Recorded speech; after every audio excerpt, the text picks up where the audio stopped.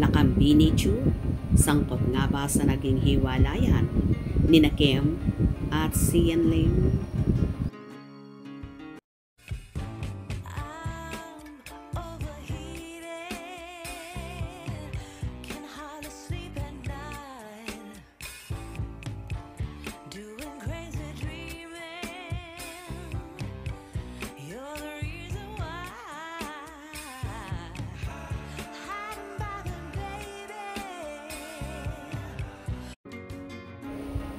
Samot-sari na at usap-usapan ang pag-unfollowan ng magkapatid na sina Kim Chiu at Lakambini Chiu.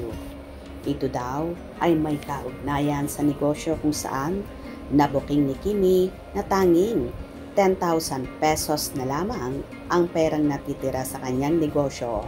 At ang mga bayari na pinababayaran niya sa kanyang ate Lakam ay di rin pala nabayaran. Kaya obligado daw ang dalaga na ayusin ito nang di siya mapahamak.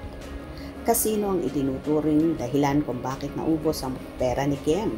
Dahil nalulong daw sa sugal ang nakakatandang kapatid na pinagkatiwalaan niya ng lahat. Negosyo, assets, properties at kinikita ng multimedia idol.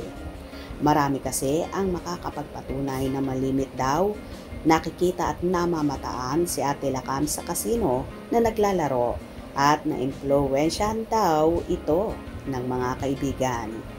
Sobrang awang-awa naman ang fans ni Kimi sa dalaga na siya na nga ang bumubuhay sa lahat ng pamilya niya. Iniahon sa hirap, pinag-aral, binigyan ng kanya-kanyang negosyo at ito pa raw ang ibabalik sa aktres. Kaya daw sobrang sama ng loob ni Kim na kahit nga ang mga pamangkin niya ay siya pa rin ang tumutulong sa pag-aaral at kahit ang mga half-siblings niya sa tatay niya ay nagbibigay pa rin daw ang dalaga.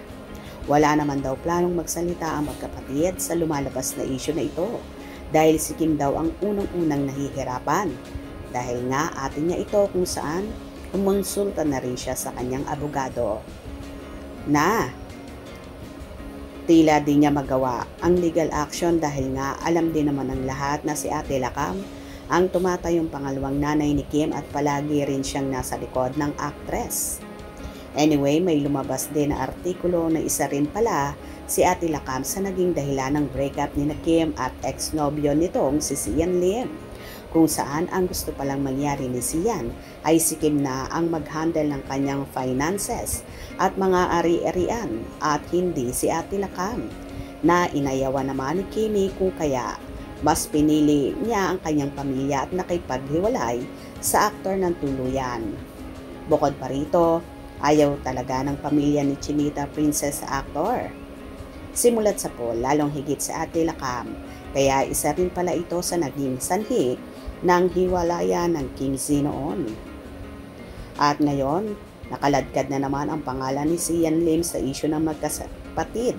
Posible kaya nga bang pumiyok or magsalita ang aktor?